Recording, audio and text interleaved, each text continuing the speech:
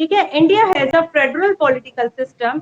India एक federal political system है, मतलब संघीय प्रकार की सरकार है। यूनियन गवर्नमेंट भी है और स्टेट गवर्नमेंट भी है। इन अ फेडरल सिस्टम, एक फेडरल सिस्टम में the supreme court has to interpret the constitution. Supreme court के पास ही पावर होती है संविधान की व्याख्या करने की, तो वो संविधान के बारे में पूरी की पूरी नॉलेज होती है। अब federation involve distribution of power. एक फेडरेशन के अंदर, एक संघीय सरकार के अंदर distribution of power between the central and the state government involve होता है। क्या क्या? एक फेडरल गवर्नमेंट डिस्ट्रीब्यूशन करती है, बांट देती है पावर को सेंट्रल गवर्नमेंट और स्टेट गवर्नमेंट के बीच में। कि सेंट्रल गवर्नमेंट की क्या क्या पावर है और स्टेट गवर्नमेंट की क्या क्या पावर है, किन किन मैटर्स पर सेंट्रल गवर्नमेंट कानून बनाएगी, किन किन पर स्टेट गवर्नमेंट कानून बनाएगी, उसकी सभी पावर्स को डिवाइड कर दिया जाता है। ठीक है, आगे देखिए, therefore the central and the state government should act according to the provision of the constitution. ताकि जो सेंट्रल और गवर्नमेंट है और जो स्टेट गवर्नमेंट है वो क्या है, संविधान के प्रावधानों के अनुसार ही काम कर सके। इफ सम डिस्प्यूट अराइज, लेकिन यदि कोई डिस्प्यूट, कोई झगड़ा, कोई ऐसी स्थिति उत्पन्न हो जाती है कि वो एक दूसरे से एग्री नहीं होते, किस किस के बीच में, between the centre and the state, centre government और राज्य सरकारों के बीच में, या बिटवीन टू स्टेट, या दो स्टेट के बीच में, it has to be settled by the supreme court. तो उनके झगड़े को सुलझाया जाता है सर्वोच्च न्यायालय के द्वारा। That is why the Supreme Court is called the final interpreter and the guardian of the Constitution। इसीलिए भारत के सुप्रीम कोर्ट को क्या कहा जाता है, फाइनल इंटरप्रेटर, मतलब वो सबसे बड़ा है जो संविधान की व्याख्या को कर सकता है, and guardian of the constitution, और संविधान का संरक्षक भी है। जैसे हमारे गार्जियन हमारे पेरेंट्स, ऐसे संविधान के संरक्षक सुप्रीम कोर्ट के जजेस। Point number 2, the Supreme Court and the High Court protect the fundamental rights। Supreme court और जो हाई कोर्ट है, सर्वोच्च न्यायालय और उच्च न्यायालय, जो भारत के नागरिक हैं उनके फंडामेंटल राइट्स, जो हमें 6 फंडामेंटल राइट्स दे रखे हैं, right to freedom, right to equality, right to freedom of religions, है ना, ये जितने भी हमारे फंडामेंटल राइट्स हैं वो उनको प्रोटेक्ट भी करते हैं सुप्रीम कोर्ट।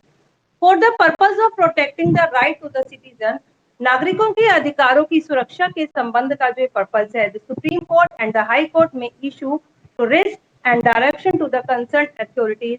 तो सुप्रीम कोर्ट और हाई कोर्ट निर्देश देते हुए लेख जारी कर सकते हैं कि इस प्रकार लोगों के इन अधिकारों का हनन हो रहा है, उसके लिए क्या क्या प्रावधान होने चाहिए और किस तरीके से इसका सोल्यूशन हो सकता है। Point number 3, the Supreme Court give a new meaning of the Constitution। Supreme court एक नया मीनिंग, एक नया अर्थ प्रदान करते हैं संविधान को, टू मीट एंड सिचुएशन, किसी भी, जिससे वे अपनी नई परिस्थिति को क्या कर सके, नई परिस्थिति के अनुरूप अपने आप को ढाल सके। मतलब सुप्रीम कोर्ट एक ऐसा नया मीनिंग देते हैं संविधान को कि जिससे कि आपने देखा ना, संविधान में अमेंडमेंट होता है कि संविधान नई परिस्थिति के अनुसार अपने आप को ढाल सके, उसमें अमेंडमेंट हो सके। The Supreme Court help the Constitution। Supreme court ही संविधान की मदद करते हैं to adapt itself to the charged condition of the society। समाज की कई ऐसी नई परिस्थितियों के अनुरूप ढालने में संविधान की मदद करते हैं, क्योंकि समाज के कई ऐसे केसेस आते हैं कोर्ट के सामने जिसको देखते हुए संविधान में अमेंडमेंट किया जाता है। ठीक है, तो ये जो सुप्रीम कोर्ट है ये मदद करता है उनकी।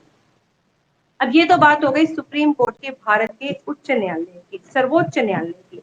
अब हम बात करते हैं हाई कोर्ट, जो उच्च न्यायालय है भारत के। At the state level, state level पर, राज्य स्तर पर, the constitution provide for a high court. हमारे संविधान ने हमें उच्च न्यायालय प्रदान किया है, which is the highest judicial organ in the state, जो कि हमारे राज्य के स्तर पर एक बहुत ही बड़ा न्यायिक ऑर्गन है, एक बहुत ही बड़ी न्यायिक ब्रांच है जो लोगों को न्याय प्रदान करती है। द पार्लियामेंट में however establish a common high court for 2 और more states and the union territories. कह रहे पार्लियामेंट ने क्या किया, एस्टैब्लिश, स्थापित किया है common high court. Common high court 2 राज्य या 2 से ज्यादा राज्य या फिर किसी यूनियन टेरिटरीज के कंबाइंड हाई कोर्ट भी हो सकते हैं। ठीक है, 2 राज्यों का मिलाकर एक हाई कोर्ट बना दिया गया। जैसे कि फॉर एग्जांपल पंजाब, हरियाणा और चंडीगढ़। पंजाब स्टेट है, हरियाणा स्टेट है, प्लस में चंडीगढ़ यूनियन टेरिटरी है। Have a common high court, उनका एक कॉमन हाई कोर्ट है, ठीक है, जो कि आपका चंडीगढ़ के अंदर है, पंचकुला में। The Bombay high court has been jurisdiction over the Maharashtra and Goa. ऐसे ही जो बॉम्बे बॉम्बे हाई कोर्ट है, ठीक है, वो न्याय प्रदान करता है महाराष्ट्र और गोवा के लोगों को। At present there are 25 high courts in India. इस वक्त भारत में 25 हाई कोर्ट है, 25 हाई कोर्ट्स हैं पूरे के पूरे इंडिया के अंदर। मैंने आपको बताया था सुप्रीम कोर्ट के जज कितने हो सकते हैं, याद है किसी बच्चे को? 33। और टोटल हाई कोर्ट्स कितने हो गए आपके? 25। कंपोजिशन, हाई कोर्ट की कंपोजिशन क्या है, कैसा संगठन होता है? The high court consist of a chief justice and the other जजेस as the president may from time to time appoint. कह रहे हाई कोर्ट में शामिल होते हैं चीफ जस्टिस, मुख्य न्यायाधिकारी, एंड अदर जजेस और दूसरे जज, जिनकी अपॉइंटमेंट प्रेसिडेंट के द्वारा की जाती है टाइम टू टाइम, समय समय पर। The number of the judges of High Court is not fixed. High court के जजों की संख्या फिक्स नहीं है, जबकि सुप्रीम कोर्ट के जजों की संख्या 33 से ऊपर नहीं हो सकती। वहीं पर हाई कोर्ट के जजों की संख्या जो है उसकी कोई लिमिट नहीं है। It varies from state to state, ये स्टेट टू स्टेट वेरी करती है, मतलब हर स्टेट में डिफर डिफर हो सकती है। पॉपुलेशन के आधार पर, स्टेट की एरिया के अनुसार वहां पे जजों की संख्या में बढ़ोतरी या फिर कमी की जा सकती है। The Chief Justice of High Court is appointed by the President. जो चीफ जस्टिस होते हैं, मुख्य न्यायाधिकारी होते हैं हाई कोर्ट के, उनको अपॉइंट किया जाता है प्रेसिडेंट के द्वारा, और उसके लिए भी प्रेसिडेंट कंसल्ट करते हैं with the chief justice of supreme court and the governor of the concern state. Chief justice and supreme court के मुख्य न्यायाधिकारी हैं, उनसे बातचीत करते हैं, और जिस राज्य का वो जज चुना जा रहा है उसके गवर्नर से बात करते हैं। जैसे हमारे हरियाणा के गवर्नर कौन है? सत्यदेव नारायण आर्य, और हमारे प्रेसिडेंट मिस्टर रामनाथ कोविंद। अब जब हमारे यहाँ पर जो पंजाब हरियाणा हाई कोर्ट है, जब उसमें किसी जज की अपॉइंटमेंट की जाएगी, तो सुप्रीम कोर्ट का जो चीफ जस्टिस है वो और हमारे जो राज्य का गवर्नर है वो, उन दोनों से सलाह लेंगे प्रेसिडेंट। अदर जजेस आर अपॉइंटेड इन द, हाँ जी बोलो। हाँ, डिस्ट्रिक्ट कोर्ट, उसके बारे में भी पढ़ेंगे हम। सबॉर्डिनेट कोर्ट्स हैं, क्योंकि राज्य आगे जिलों में बटा है तो जिलों के अंदर भी न्यायालय बने हुए हैं। द चीफ जस्ट, ये तो हो गया आपका। अदर जजेस are appointed in the same manner, बाकी जजों को भी इसी तरीके से ही चुना जाता है। Expect there that their appointment the chief justice of concern state is also consulted. लेकिन अंतर सिर्फ इतना है कि केवल अंतर सिर्फ इतना है कि उनकी नियुक्ति में राज्य के मुख्य न्यायाधीश के परामर्श लिया जाता है। देखिए, जैसे चीफ जस्टिस का हमने सिलेक्शन किया था, तो चीफ जस्टिस का सिलेक्शन कर रहा था तो प्रेसिडेंट ने उन्हें चुना था, ठीक है, प्रेसिडेंट ने चुना था, और उसने भारत के महान अधिकारी की उसने उसमें कंसल्टेशन मांगा था। लेकिन जब बाकी दूसरे जज चुने गए, वो बिल्कुल उसी तरीके से चुने गए, लेकिन बस उसमें फर्क इतना हो गया कि उन्होंने गवर्नर के साथ साथ चीफ जस्टिस की भी सलाह ली। अंतर सिर्फ इतना है, ठीक है, क्योंकि जो चीफ जस्टिस है, चीफ जस्टिस को कैसे हम चुनते हैं? तो चीफ जस्टिस है हाई कोर्ट के, उन्हें तो प्रेसिडेंट अपॉइंट करते हैं, और चीफ जस्टिस जो है वो हाई कोर्ट के चीफ जस्टिस को अपॉइंट करने के लिए सुप्रीम कोर्ट के हाई जस्टिस से कंसल्ट करते हैं और स्टेट के गवर्नर से कंसल्ट करते हैं। और वहीं पर जब हाई कोर्ट के दूसरे जजेस की अपॉइंटमेंट आती है तो बस उसी तरीके से होती है, बस फर्क सिर्फ इतना होता है कि उनकी नियुक्ति में राज्य का जो है राज्य के मुख्य न्यायाधीश का परामर्श लिया जाता है। जो चीफ जस्टिस चुन लिया जाता है ना हाई कोर्ट का, अब दूसरे जजेस की अपॉइंटमेंट में अब वो बातचीत करेगा, विचार विमर्श करेगा प्रेसिडेंट से। क्वालिफिकेशन, क्या क्या योग्यता होनी चाहिए हाई कोर्ट का जज बनने के लिए? In order to appointed as a high court जज, a person should be citizen of India, Bharat का नागरिक हो, ठीक है, should have at least 10-year experience of advocate of High Court of India, या भारत के जो हाई कोर्ट है उसमें हाई कोर्ट के अंदर 10 साल के लिए वो वकील रह चुका हो, वकील का एक्सपीरियंस हो, या should have at least 10-year experience of the judiciary officer in the territory of India, या भारत के किसी भी क्षेत्र के अंदर वो न्यायिक अधिकारी के रूप में उसका 10 साल का एक्सपीरियंस होना चाहिए। तो बेटा, कल जब हमने सुप्रीम कोर्ट के जजेस की क्वालिफिकेशन के बारे में पढ़ा था, तो याद है आपने उसमें क्या क्या पढ़ा था? सुप्रीम कोर्ट के जजेस की जो क्वालिफिकेशन हमने पढ़ी थी, भारत का नागरिक हो, ये तो था ही था, या फिर वो उसमें हमने पढ़ा था या तो वो हाई कोर्ट में 5 साल के लिए जज रह चुका हो, या उसने 10 साल के लिए एडवोकेट का काम किया हो हाई कोर्ट के अंदर, ठीक है। लेकिन हाई कोर्ट का जज बनने के लिए उसके पास 10 साल का एक्सपीरियंस होना जरूरी है। टेन्योर कार्यकाल कितना है, कितना समय होता है इनके पास? द जजेस of the high court hold office until they attain the age of 62 year. High court के जजेस अपनी पोस्ट को तब तक एंजॉय कर सकते हैं जब तक कि उनकी एज 62 नहीं होती। मींस उनकी रिटायरमेंट की डेट हो गई, एज हो गई 62। वहीं पर सुप्रीम कोर्ट के जजेस की रिटायरमेंट एज क्या थी? 65। ठीक है, सुप्रीम कोर्ट के। और यहीं पर हाई कोर्ट की जो है 3 इयर्स कम हो गए, 62। They may resign earlier by writing to the president. यदि इससे पहले वो इस्तीफा देना चाहें तो प्रेसिडेंट को दे सकते हैं रिटर्न में। They cannot be removed from their office except in the manner providing for the removal of a judge of the Supreme Court। कह रहे हैं उन्हें उनकी सीट से नहीं हटाया जा सकता, सिर्फ किस मैनर के अलावा हटाया जा सकता है, जैसा कि सुप्रीम कोर्ट के जज को हटाया गया था। यदि सुप्रीम कोर्ट के जज को हटाना हो तो क्या किया जाता है, वहां पर हाउसेस में बातचीत होती है।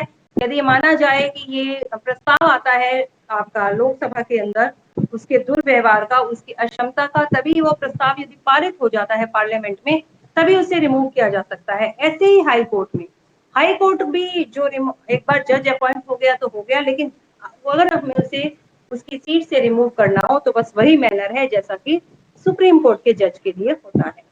ट्रांसफर ऑफ जजेस, जजेस की ट्रांसफर भी हो जाती है। द जजेस of high court can be transferred by the president from high court to another consultation with the chief justice of India. कह रहे हाई कोर्ट की जजों की ट्रांसफर मतलब उन्हें एक जगह से दूसरी जगह स्थानांतरण उनका कर दिया जाता है प्रेसिडेंट के द्वारा, from one high court to another, एक हाई कोर्ट से दूसरे हाई कोर्ट में, after consultation with the chief justice of India. Bharat का जो मुख्य चीफ जस्टिस है उससे कंसल्ट, उससे परामर्श लेने के बाद ही उनका ट्रांसफर किया जा सकता है। सैलरी एंड द अलाउंसेस, क्या क्या सैलरी, कितनी सैलरी है और कौन कौन से उन्हें भत्ते मिलते हैं?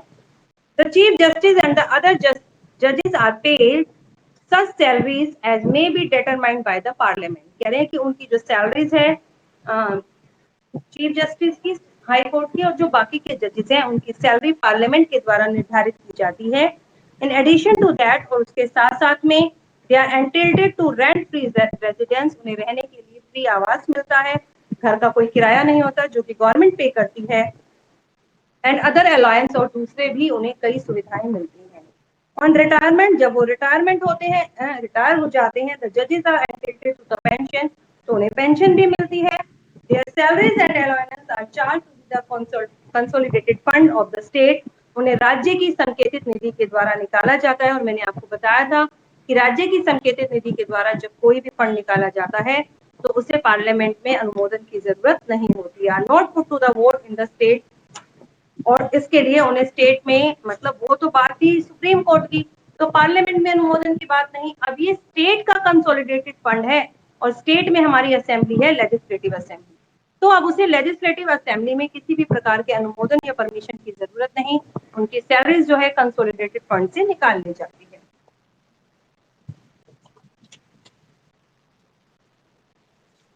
तो बेटा ये था आपका, the salaries can not be change of the advantages of जजेस ड्यूरिंग दिस टेन्योर, कि उनके कार्यकाल के समय हम उनकी सैलरीज को कम नहीं कर सकते हैं। ये मैंने आपको पहले भी बताया था। ऐसा कब हो सकता है, जब कोई फाइनेंशियल, कोई आपातकालीन, वित्तीय आपातकालीन आ जाए देश में, बस सिर्फ उसी स्थिति में हम उनकी सैलरी को कम कर सकते हैं, वरना हम उनकी सैलरी को कम नहीं कर सकते। अब मुझे ये बताइए, जो चैप्टर नंबर 4 के क्वेश्चंस किन किन बच्चों ने फाइंड आउट, बताएगा कोई? एनीवन? एनीवन? कोई भी नहीं? नोटबुक यहाँ सभी की चेक है। सौरभ, गार्गी,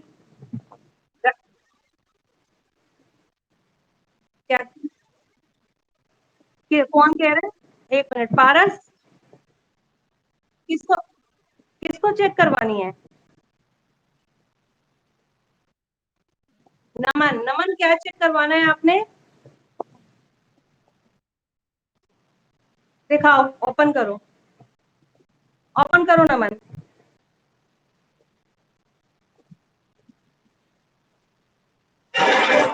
दिखाओ नमन, ओपन करो नोटबुक।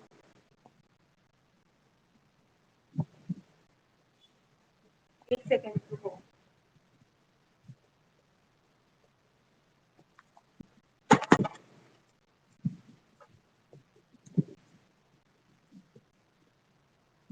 लाओ भाई नमन, दिखाओ कौन सा चैप्टर दिखाना है। चैप्टर 1, अच्छा ठीक है। चैप्टर 2 ज्योग्राफी का। चैप्टर 3 दिखाओ बेटे।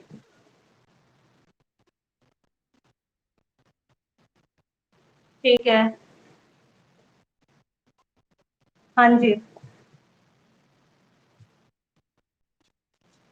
हाँ, मिनरल्स वाला चैप्टर, वेरी गुड, आगे दिखाओ।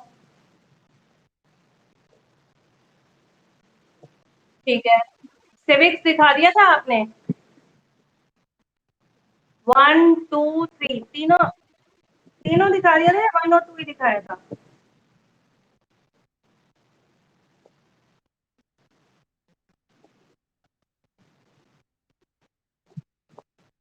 ठीक है, कोई बात नहीं। और ठीक है बेटा, ये कौन सा चैप्टर है एक बार दिखाना बेटा, मुझे क्लियर नजर नहीं आ रहा। नमन, चैप्टर 1 2 के साथ 3 भी दिखाया क्या सिविक्स का आपने?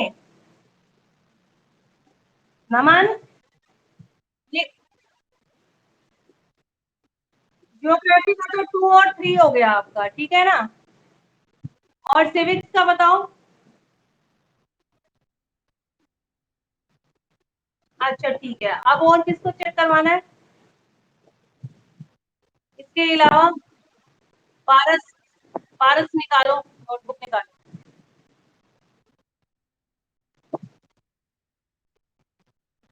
नहीं, अभी नहीं करवाई, करवाऊंगी।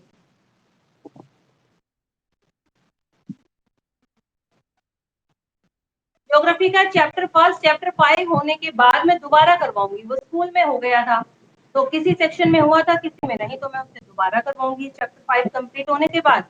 जिनका हो गया उनकी रिवीजन हो जाएगी, और जिन लोगों ने नहीं कर रखा वो कर लेंगे। पारस दिखाओ बच्चे। पारस, ये तो थर्ड चैप्टर है, चैप्टर नंबर 2 कहाँ है? चैप्टर 2 चेक हो गया था पारस? पारस बोलो बेटे।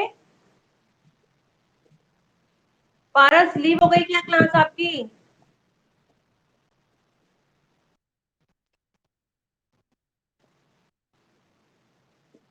दिखाओ पारस, चैप्टर 3 दिखाओ क्या क्या कर रखा है। नीचे दिखाओ पेज पूरा, ये आपका इनकम्प्लीट है क्या, पूरा कर रखा है? पेज पर, पेज चेंज करो।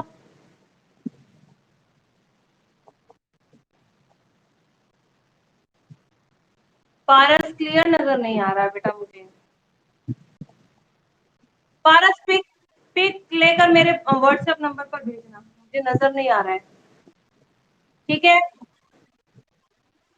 और किसने दिखाना है?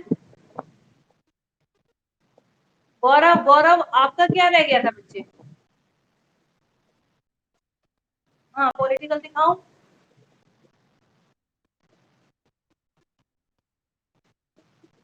हाँ, कर लो।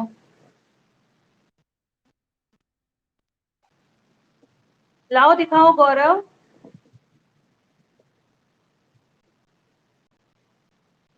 सिविक्स का चैप्टर 1। गौरव कौन सी क्लास के हो आप? A1 में 2 गौरव हैं या एक ही है? एक ही है। एक बार कैमरा ऑन करके अपना फेस दिखाना बेटा मुझे, दिखाना बेटा।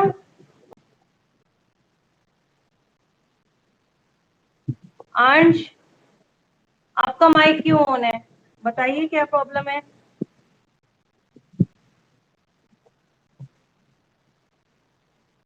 अंश बोलो।